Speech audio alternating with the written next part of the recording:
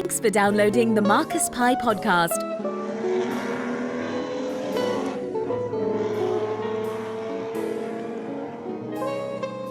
Welcome to the Marcus Pye podcast on historicracingnews.com, where we're here in the Nerve Centre at Bosham with Paul Tarsi, and my daughter Newley's come along for the day, which is absolutely splendid. Normally she's my chauffeur, but she's broken her leg playing rugby, and it's down to me to do the driving. But nonetheless, we've had an exciting weekend to talk about in Portugal at the Algarve Classic Festival. What an event that was. Absolutely brilliant. Paul, have you been racing in Portugal?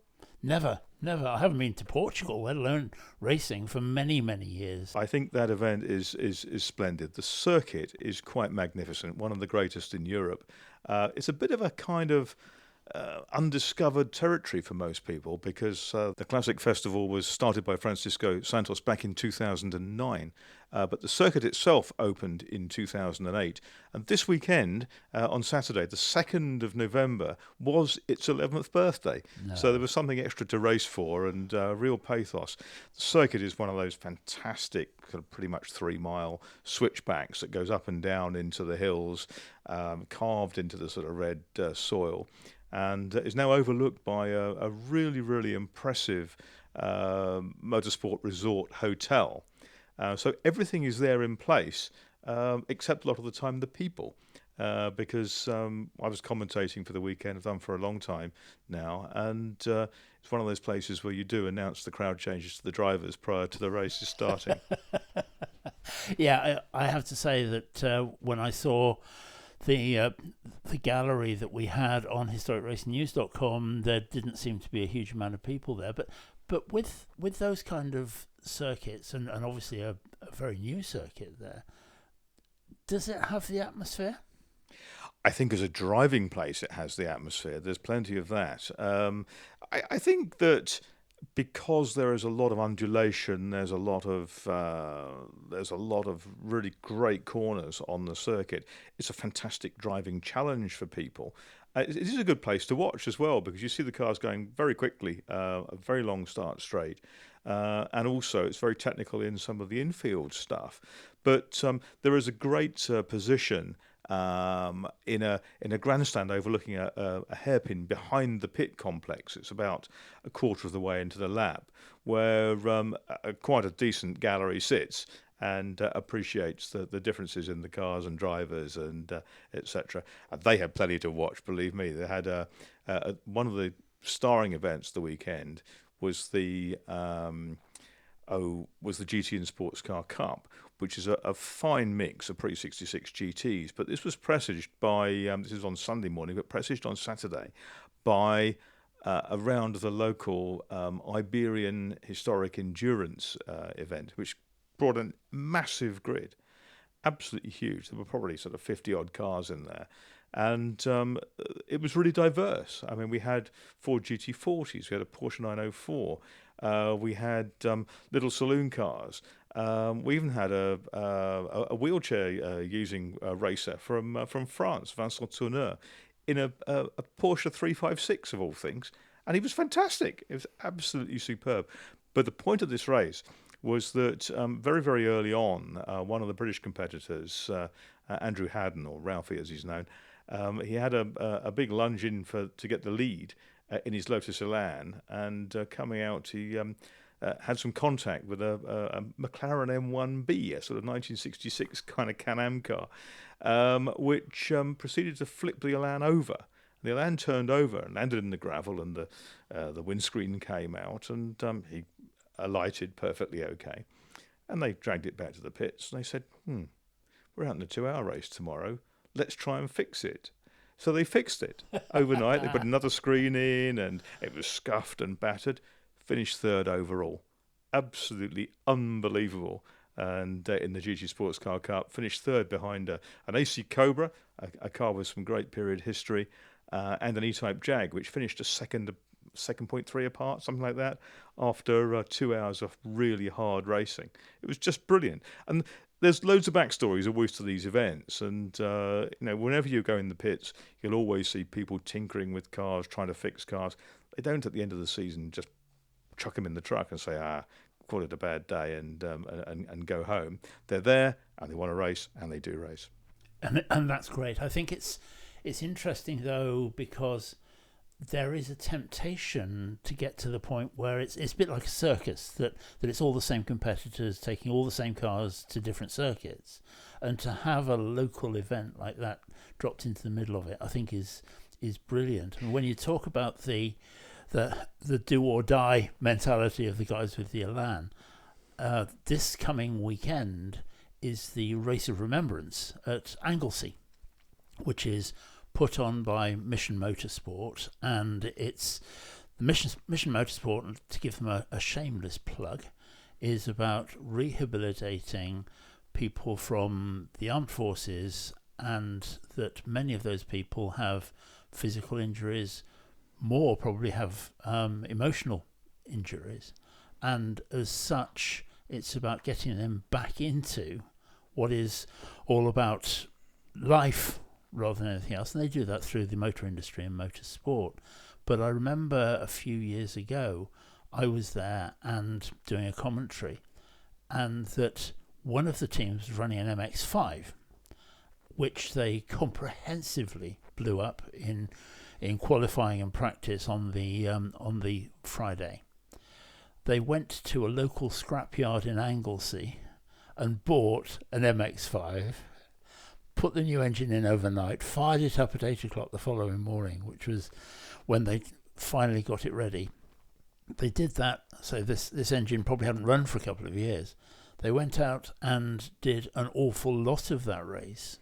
Eventually, of course, the scrap engine blew up, but the organisers allowed the team to push it across the start-finish line. And I thought your thing about let's be a bit flexible with not being too silly about rules and regulations, that was probably one of the most emotional things I've ever seen on a race circuit. Yeah, I can see that. It's absolutely brilliant. We had another thing with the 6-hour relay with the 750 Motor Club at Silverstone recently, and Team Brit were there with their BMW 1 Series cars, and a similar kind of thing. And they were just enjoying every second of this relay. The weather was diabolical. A lot of people had said they'd never seen it quite so wet for so long. It barely got light. And that was at the end of October. But it was a brilliant thing, and it really does encourage this sport for all flag that is waved so prominently now. And you see it in every walk of life and every type of sport. And bravo to that.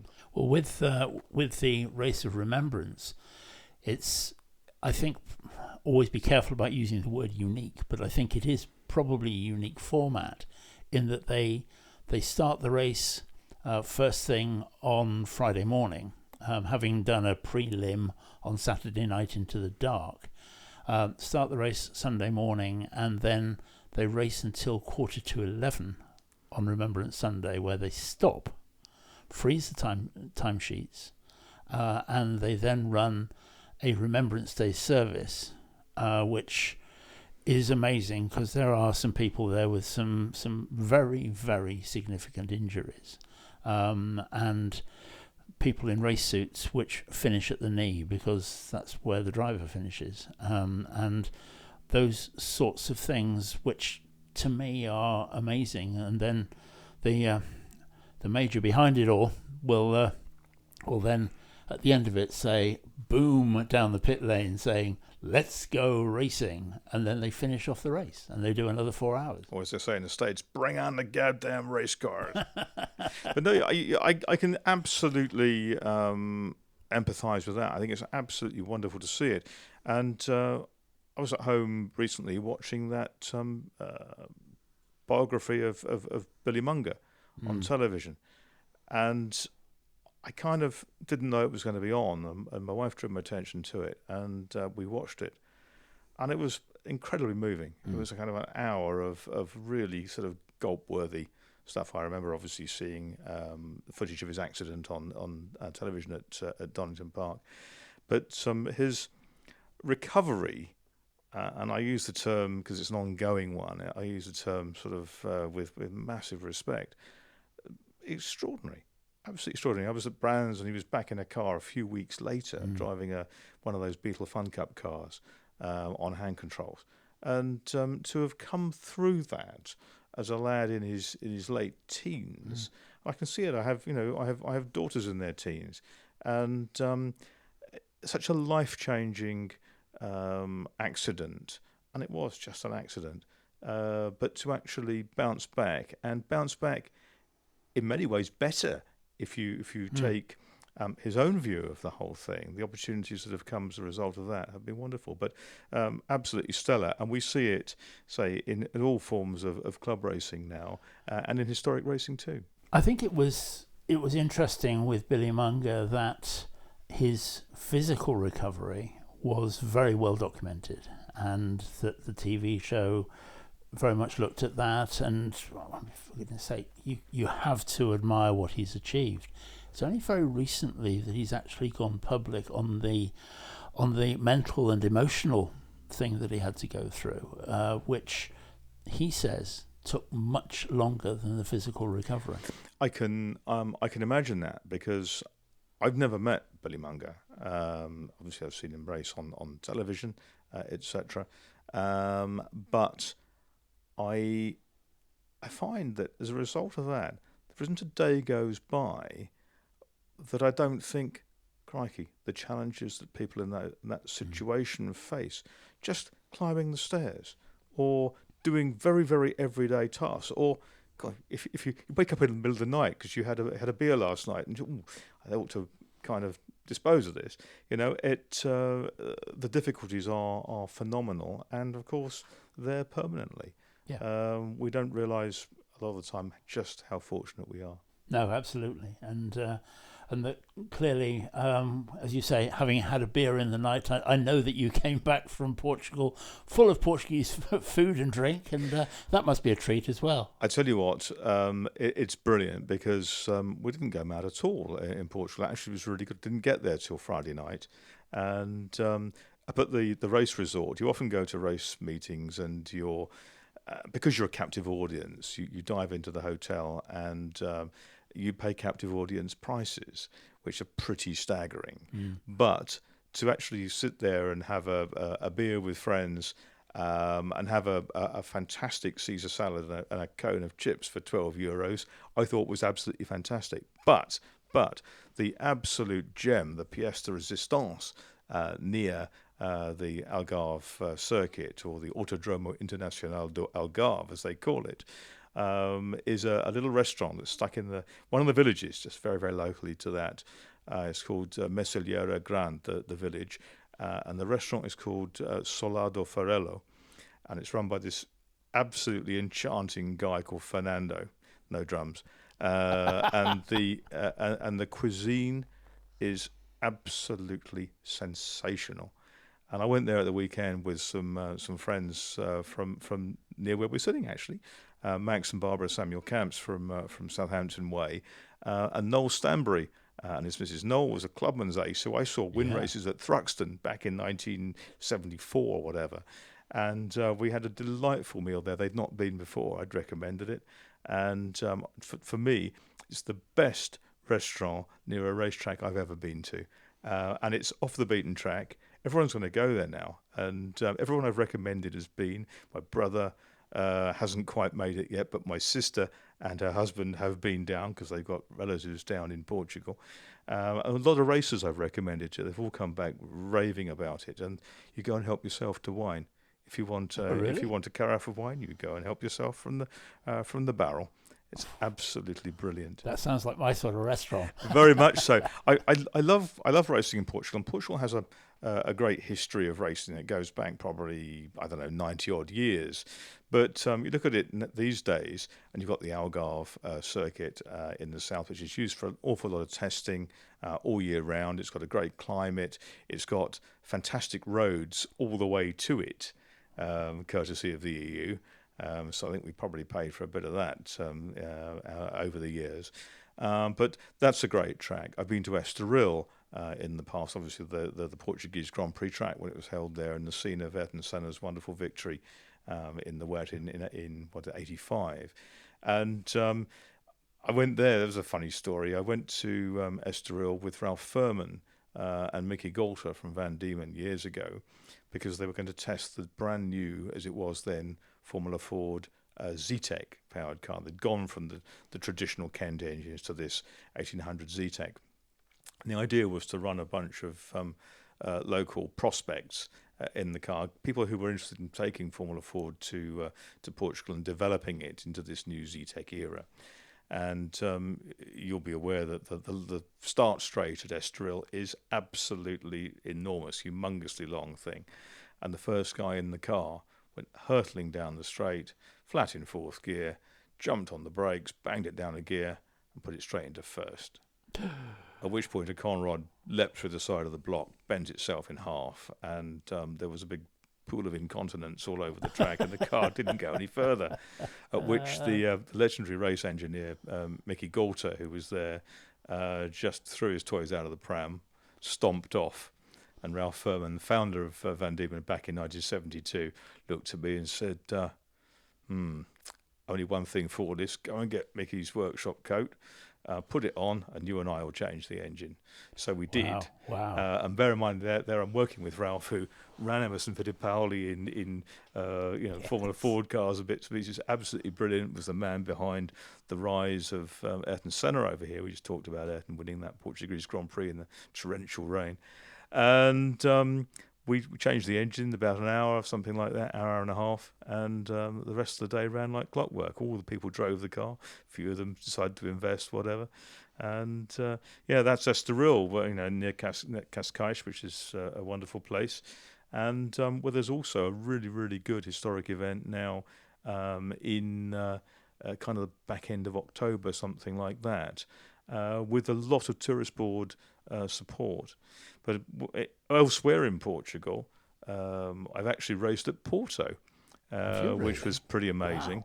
Wow. On the Atlantic coast, absolutely glorious. Scene of the 1960 Portuguese Grand Prix, when John Surtees, who only been racing cars for, I should think something like 8 months, something like that, led the Grand Prix until there was a bit of a leak in the cockpit. I think it was brake fluid onto the pedal, slipped off the pedal, crashed the car, and he was in a Works Lotus, the one that Michael Scriver, he raced there in latter years. Paul Smith raced it as well, and Ben Tilley. So, lovely car, great history. And I was there with a Morgan Plus 4, and an Elva Mark 7 with a twin cam engine in it. It was Elva Sports Racer, courtesy of the Kramers, father and son. Okay. And I shared one with each of them. And I went there expecting to be terrified by the Morgan on road tyres, essentially, and absolutely loving the Elva. I was scared rigid of the Elva going quite quickly between the barriers, and absolutely adored the Morgan.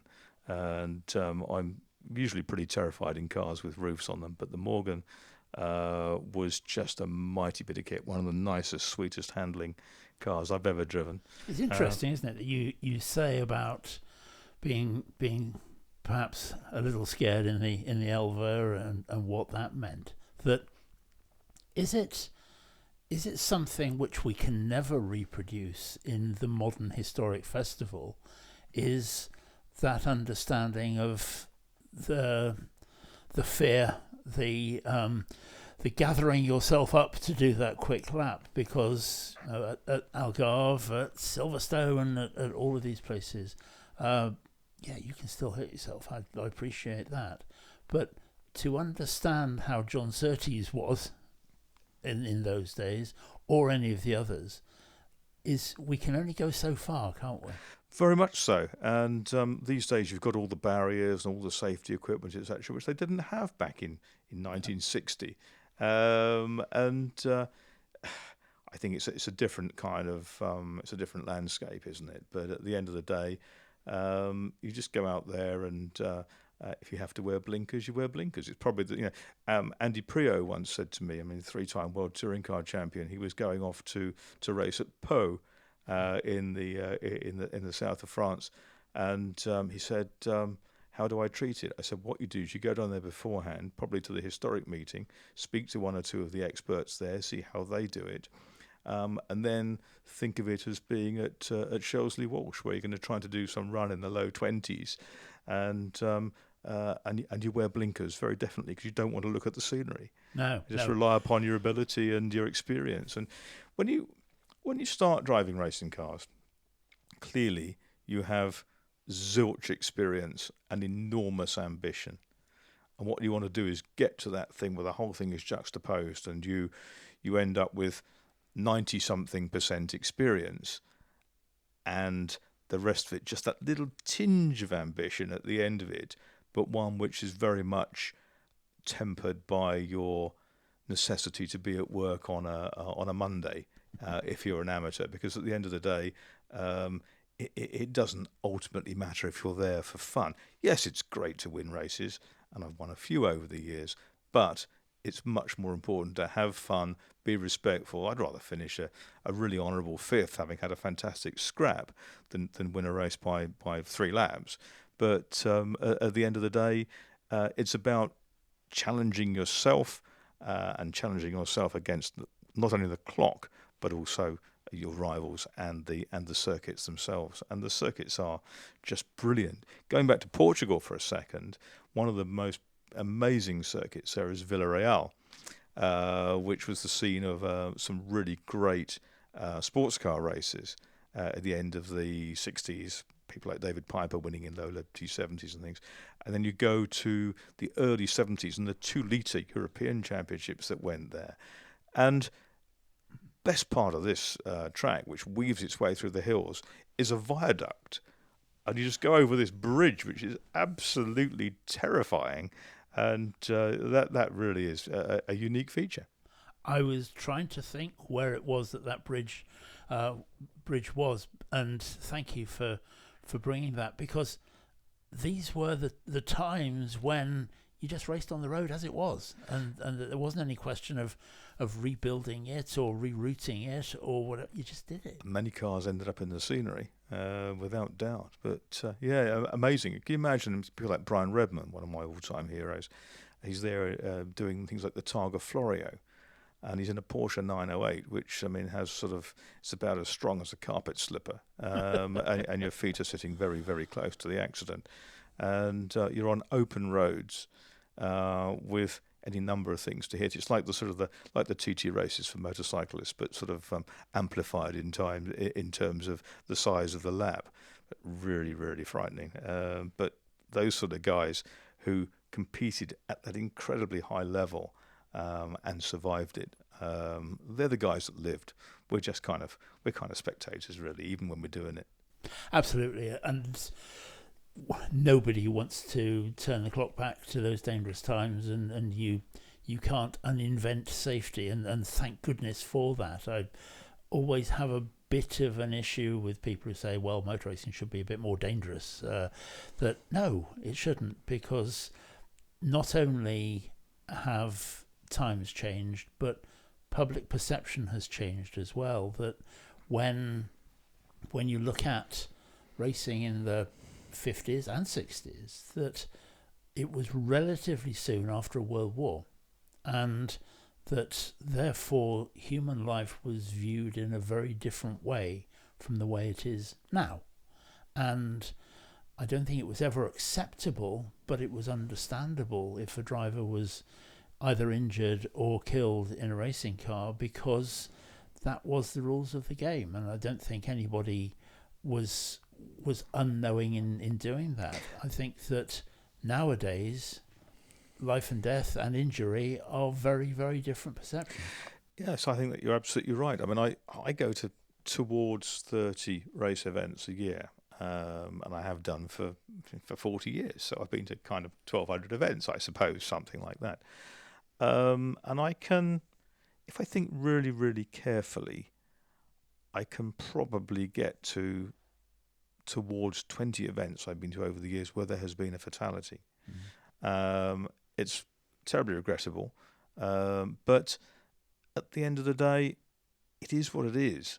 And the drivers go into it, competitors go into it, knowing exactly what they're facing. They go in of their own volition. The vast majority of competitors in motorsport the world over, 99.99% whatever, are amateurs. They're weekend warriors doing it for fun. And they and doubtless their loved ones, understand that there is that kind of frisson of excitement, of danger, which is one of the things that attracts young bucks a little bit to these things. But at the end of the day, when very occasionally, and we had a driver had a coronary, we believe, at Castle Combe and didn't make it recently at the Autumn Classic. But at the end of the day, the guy was doing what he wanted to do and didn't have an accident, didn't take anybody with him, and that's I suppose a nicer way perhaps than having some falling off the curb, having a coronary, falling off the curb, getting run over by a bus. I mean, that's pretty miserable. Yeah. But with you all the way there. There are ways to go.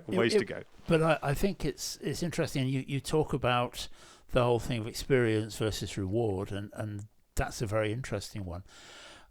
3 years ago, I was involved in the career of a guy called Jamie Caroline, who was running in British Formula 4 with Pertec sponsorship, and that he also appears in that Billy Munger film, interestingly, because they're best mates, and still are, and that Jamie had a big accident at Alton Park, and he drove into the back of the leader on the way into Old Hall, the very quick right-hander, and cannoned off into the barrier on the left-hand side, and the car turned over. And it was interesting because it was a very dramatic accident, happened right in front of me. And that it was all that noise and everything that always happens, and then silence. And that my thoughts, as we've all been there, get him out. And the marshals arrived, and their reaction was very much get it done. And I wasn't close enough to hear, but there was a lot of shouting and moving. And Jamie said that his concern, actually lying upside down in the car, in the gravel, up against the barrier, was he was shouting at the marshals saying, "I'm all right. Take your time. Just take your time. I'm all right." And it's an interesting kind of juxtaposition that was a driver telling the marshals that he was okay. I remember the time also at Alton Park, which is one of my favourite tracks. I've been going to Alton Park since I was a pretty small kid. And I was very, very fortunate back in 1985 to finish second in the Thundersports race, the Alton Park Gold Cup, with a guy called Chester Wedgwood in his Chevron sports car. Absolutely magical day. But I always remember going to race at Alton Park for the first time in a Formula Ford, and that was all very exciting. But Johnny Herbert, on his way up, obviously, stellar career, went on to win Le Mans, to win Grand Prix, etc. He had a big shunt there in a Formula Ford, a Spartan, which had, I think it was pull rod front suspension, little slender pull rods, and he had a big crash. I think it may well have been Old Hall. And the marshals got to him and said, let's get him out, whatever. And they've all been very careful. He said, I can't get out. And they said, well, why not? And one of these push rods had gone through, push or pull rods had gone through the side of the chassis and through his leg. So it was in and out the other side. And the story I was told was at the time that eventually they decided the best way to do it was to actually cut the longer piece of this rod that was poking out the side, and take him to the hospital complete with it. Wow. to seek urgent medical attention. And of course he had a massive accident at Brands Hatch in the Formula 3000 car later on in his career. But those are the joys of the way up in a Formula Ford car at Alton Park. Thruxton Motorsport Centre, home to premium driving experiences, where 4 laps in a supercar or single-seater racing car means nearly 10 miles at speeds of over 100 miles an hour around Britain's fastest motor racing circuit. It's an experience that few others can offer. You can even have a 140 mile an hour passenger ride in a BMW M4. Thruxton Motorsport Centre, home to premium driving experiences. Visit thruxtonracing.co.uk to book your premium driving experience. I look forward to seeing you here. Well, at the end of this section, we're going to go back just to the Algarve Classic Festival at the weekend. Touch on a couple of the races there.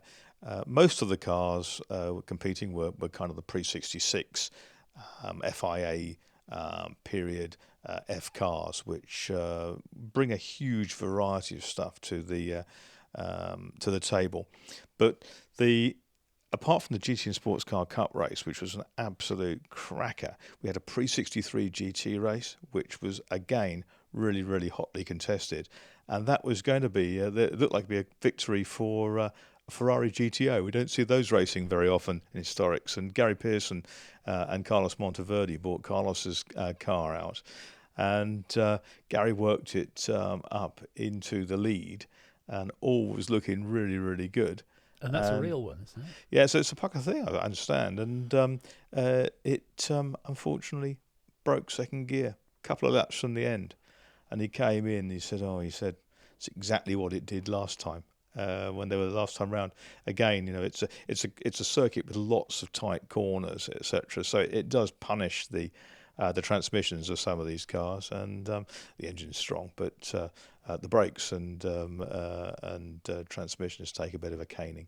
So that was out, and ended up with James Cottingham, who had a stellar weekend. James Cottingham put one of his technicians in to bat, Harvey Stanley, for the rest of the race, and Harvey had come out of the pits and gone over the white line, got a drive through, and thought the whole thing was over. And then he saw the Ferrari parked up at the side of the road and go through to win. Well, James Cottingham won the big race the following morning, so he had two. He was top gun of the event for DK Engineering.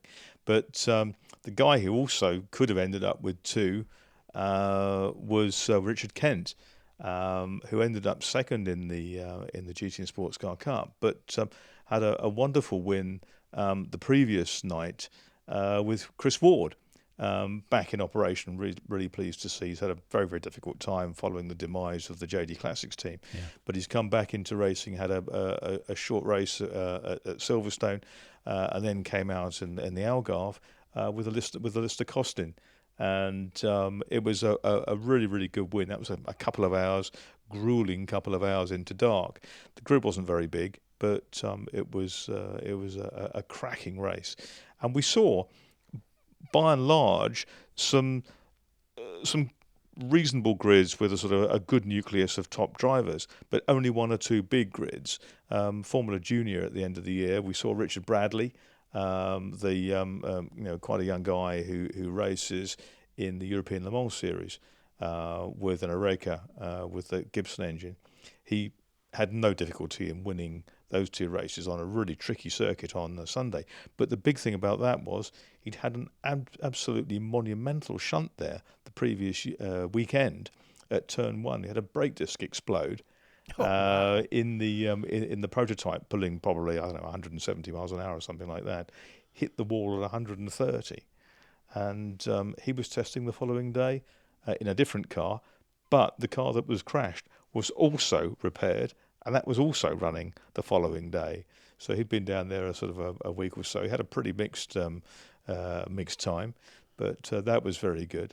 Another person who had big problems brake-wise was Julian Thomas. They had he and Callum Lockie were racing the Caliber Ford Sierra Cosworth RS 500, and they had a really good win in the first of the historic touring car challenge races. And Julian's a massive enthusiast. The Race Logic V-Box man, developed all the in-car electronics that sort of give you the feedback of all your performances to download and compare, and in-car cameras and stuff. He had a really mixed weekend. He had they had the brake problem with the Sierra, needed new discs. They got another pair of discs flown into, I think, to Lisbon, then couriered down to the racetrack to the hotel. They got there, and somebody picked them up, but not from the right team. No. And so the brake disc went missing, and suddenly, sort of very shortly before the second race, they reappeared, but they'd lost their appetite to actually go out and try and get them in by then. No one really knew what had happened. But he was out with the Ford Falcon as well. I was watching his in-car when the bonnet of the Ford Falcon came off and went over the roof at about 130 miles an hour. That caught his attention. Yes, and out in the Chevron B8 as well. So, that's they have had a fantastic team season. Winning lots of races, particularly in the gentleman drivers with Masters, and they'll be back for more next year. That's with their AC Cobra Daytona Coupe replica. But a massive end to the year with some really fine racing at one of the great circuits, and I'm very much hoping that next year I can go and do both Estoril and Algarve, kind of back to back to finish it off. Oh, that sounds like a plan. It does. A plan very much. Yeah, you ought to go, particularly if you play golf, because you could go and play golf in the interim. No, or go to Solar de Farello and enjoy wonderful Portuguese food. I don't do any sports that involve standing up or walking around, so that rules the golf out, I'm afraid. But a restaurant rendezvous it is. Yep, that sounds much more my scene. But that sounds good, and we'll certainly put that in the diary for next year, Marcus. I think that sounds great. You're off to the States very soon for another of your frequent flyer points accumulators. Yes, indeed. I'm off to Daytona on Tuesday of next week for their Classic 24 Hours, which is run by Historic Sports Car Racing, and they have put together an amazing event. It runs a bit like the Le Mans Classic in that clearly you can't run historic race cars for 24 hours anymore and wouldn't want to, but it's down to a number of different grids. One of the differences is that Daytona doesn't have the history of Le Mans, so consequently we're talking about running from the 60s onwards. So their idea of very old cars are things like early day Corvettes, and but then you go through and they've got some fantastic cars like P3 Ferraris and the ubiquitous Lola T70s, of course, lots of those. Some are real, some are not. Some of those recreations that have happened over the years. But unlike much of the European historic scene, they go right up to date. And HSR's view is, if it's not current, it's historic. Or vintage, as I like to call it. Yes. Vintage, which is sort of what we expect to be a vintage car, be sort of a 1920s or early 30s or something like that. Yeah, but vintage was always pre First World War, wasn't it? It was this side of the pond. But the principle of saying that if it's not current, it's historic. Last year we had an Oreca out there which had run at Le Mans 2 years previously. Fantastic. And Andy Wallace does that event sometimes, doesn't he? In one of the Audis, which is absolutely brilliant. I mean, I love Daytona. I've been very, very fortunate over the years. I've been to the 24 Hours, I've been to the 500, and I've competed there in historics in 2000. And to go up on the banking for the first time when you're sitting there at sort of some improbable angle, it's really, really odd, because, of course, you're sitting kind of parallel to the bottom of the car. Your initial reaction is actually you should be leaning towards the banking, but it doesn't kind of work like that. You're sitting on the platform of your car going around the banking, but it is an extraordinary thing. And when you come out of the chicane on the back, sort of straight, the deviation, and then round onto the start, kind of straight in inverted commas, which is that tri-oval part, and you're late in the afternoon heading into the sun as you do, and you cannot see the half mile of grandstands which are above you. You just can't see it because you're looking at the sun and trying to think, how do I stay in the middle of this? And you do it the first lap, and after that you think, yeah, okay, right. You just sit yourself alongside the Armco at the top and plough around. Absolutely amazing. A great, great place.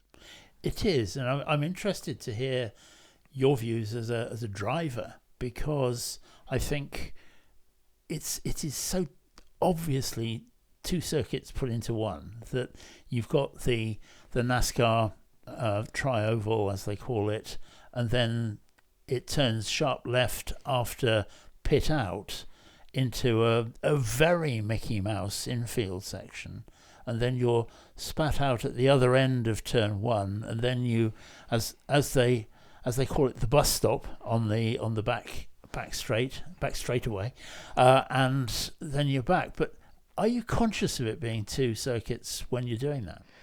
I think you just view it as one. I mean, it's just that those are the contours of what you're given, and that's your palette. Go out and do it. I mean, I think I was probably still overawed by the fact that I was sharing the track with Brian Redman, and when I got onto the Mickey Mouse bit, Brian Redman came past me, which was just perfect. Couldn't have been better. Knowing Brian, he'd probably wave. Well, because he's got that much spare mental capacity, it wasn't a problem. He just probably waves to everybody, and they stop him and get his autograph. But no, it is. It's an odd circuit, but it's having been there. I think I'd have viewed it differently if I'd have been there for the first time to compete, because I'd been there and seen the 24 hours, and thoroughly enjoyed it. I think I kind of knew what I was letting myself in for to a degree, but the banking thing really is very, very strange. I remember a friend who was trying an early hands device there, and in a previous year, and he said the problem with that was that at one point you couldn't really see the dashboard because you couldn't bend your head downwards to actually see what was going on in front of you on the dials. And I've never worn a hands device, so I've never had a car that I needed to. But I suppose the day will come. But obviously, going to the 500 must have been just a cultural experience beyond measure. That was mind-blowing. Had 250,000 people floating around. There's the whole of the infield is filled with RVs, the old recreational vehicles, the motorhomes, and everyone's partying, having a really wild time.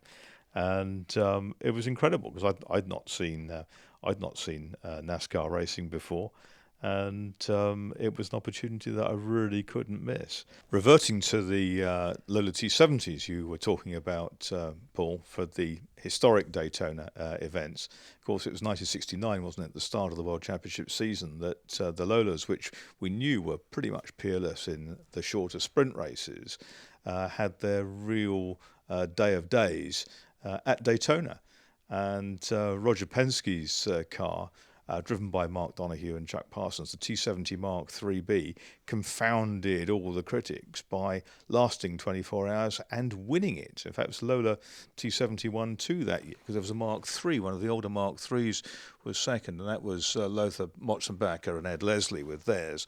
But exciting and interesting news of Roger Penske this week. Yes, I mean, obviously it's not particularly historic based, but I think it is mind blowing for the motorsport world in general, in that Roger Penske has bought Indianapolis Motor Speedway, and in buying that, he has also bought the IndyCar series as well. It's a bit like Bernie Ecclestone going and buying Silverstone and the British Grand Prix. It's well, and still running Brabham. And still running, yes. And let's face it, that Penske has won as an entrant. Team Penske has won the Indy 500 18 times. And so this is very much going back to his roots. He's an amazing man. He's 82 years old, still goes to work every day for very long days. He is the man who, when Detroit was in the process of getting very near bankruptcy as a city, and they couldn't afford anything, he fronted a scheme to provide the city with 25 police cars because they couldn't afford any, and ambulances and canine vehicles and all sorts of things to boot. That he is into everything. He owns Hertz Van Rental. He owns Ryder Truck Rental. He owns the Allison diesel engine plant. He is into absolutely everything. He is judged to be worth something like £2 billion. It's extraordinary because he's got one of those amazingly receptive brains. I understand that he's one of those guys who he can go around any of the arms of his empire and speak to a kind of a junior employee somewhere and talk to them at their level as a mate. And next time round will appear in the factory, seek them out, know their name, which is just extraordinary. And that is the mark of a business icon. Or a very good PA. But but obviously for the likes of you and me, Marcus, the name Penske goes right back to the Xerox Special. Yes, it does. And you know, I recall seeing the I didn't see that car race or Roger Penske race that car himself, but I just remember seeing John Watson race the Formula One Penske, which was a lovely thing, and still have somewhere in my collection of racing decals a original Penske sticker, which I'm very proud of. It was one of those ones that was a cut above the rest. It was produced in a beautiful kind of silver foil background, so it looked really, really strong. And as you'd imagine, the attention to detail from anything Penske touches just wonderful.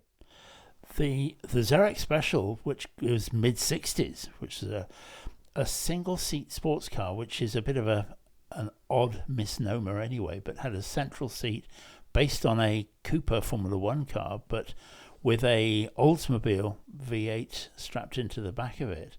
Now, he drove that. I did see him race that at Brands Hatch. And in Guards Trophy race, wasn't it? Yes, it was indeed. And that car was then sold to Bruce McLaren, who then used that as the seed corn for every McLaren Can-Am car that went after that. Well, those McLaren Can-Ams were obviously fantastic, and the Bruce and Denny show, Bruce McLaren, Denny Hulme, went on to win 4 successive Can-Am seasons from '67. But of course, Bruce lost out in that opening year, '66, the first Can-Am year, to John Surtees with the Lola 270 Spiders, as they were then. But those McLarens came on strong. They were made, some of the early ones, the production ones were made by Elva for a while, weren't they? Then by Trojan, but the works team made their own. And they were brilliant. I had the very, very good fortune to drive a McLaren M1A, one of the first of those type things, at Goodwood a few years ago on a test day. That would have been a treat. I love Goodwood. I love going to the revival, particularly. Newley's been to some revivals over time with her sisters and her mum. Has a wonderful, recall of some of the things that have happened there.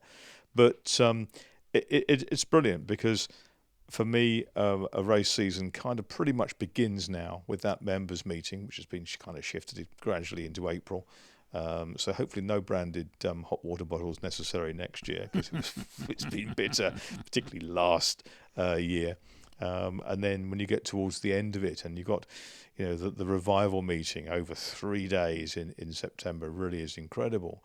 And the back end of the season has sort of, has taken me all sorts of places. I've been to Knutstorp in Sweden. I've been to Zandvoort in Holland. I've been to Spa in Belgium.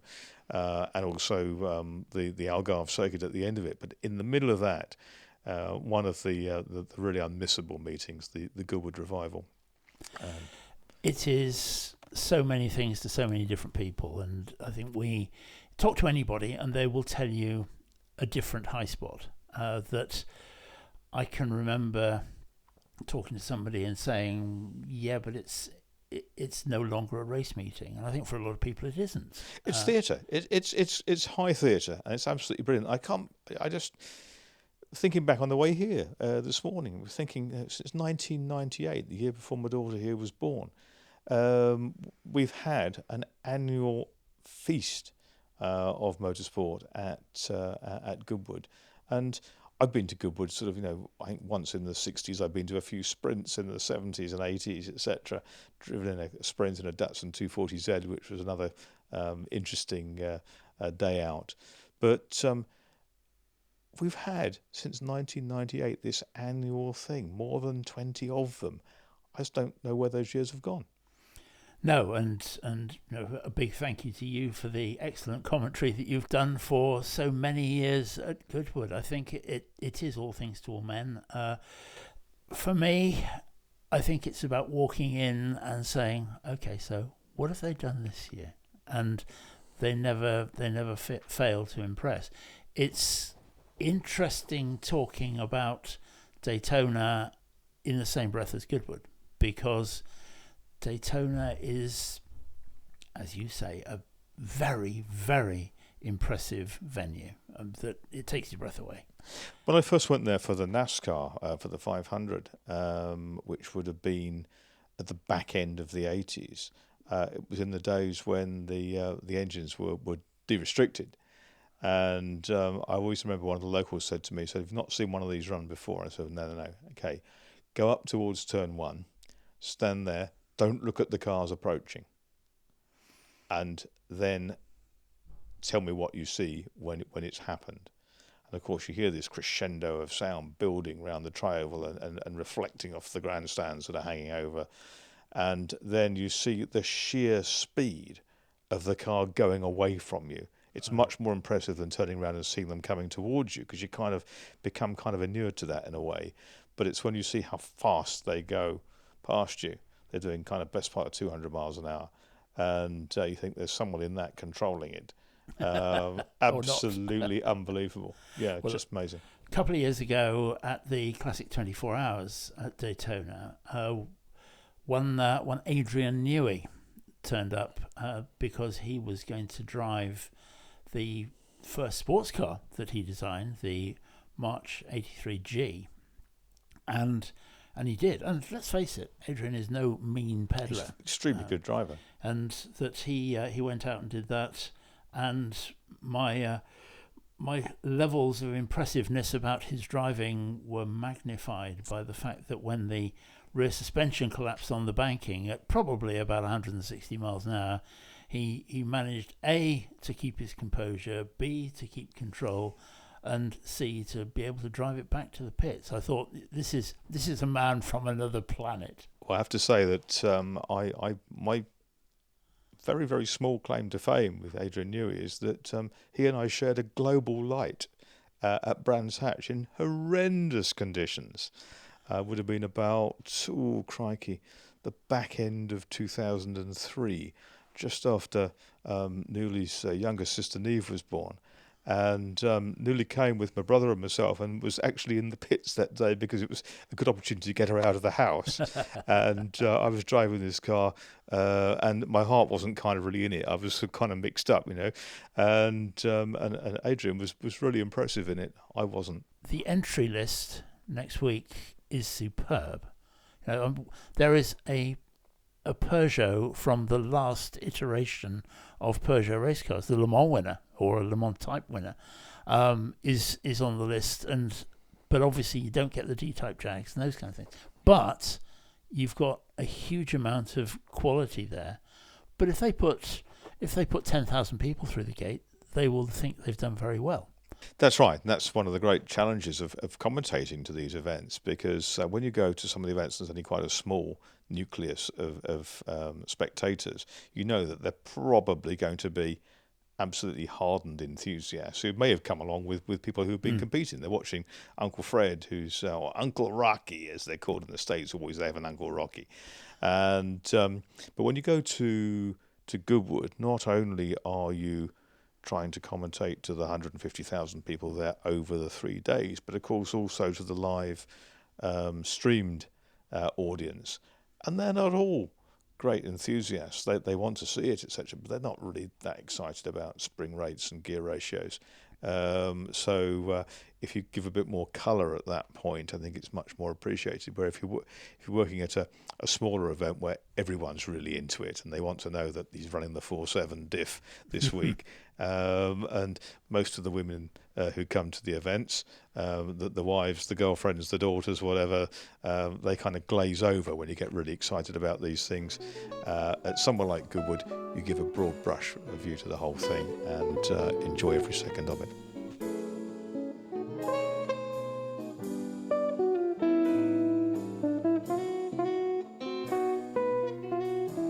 Well, that brings us to the end of this week's Marcus Pye Racing podcast with historicracingnews.com, and it's been a pleasure and a fascinating delve into history as always. Next time we're going to do something a little bit different. We're going to move out of the studio here in rural Hampshire, or is it Sussex? It's on the border, that's for sure. But we're going to go to Hampshire's favourite racetrack, Thruxton, and it's been a scene of great fascination for me over many, many years. I've been going racing at Thruxton since 1973. Many have been there since the very beginning of it in 68.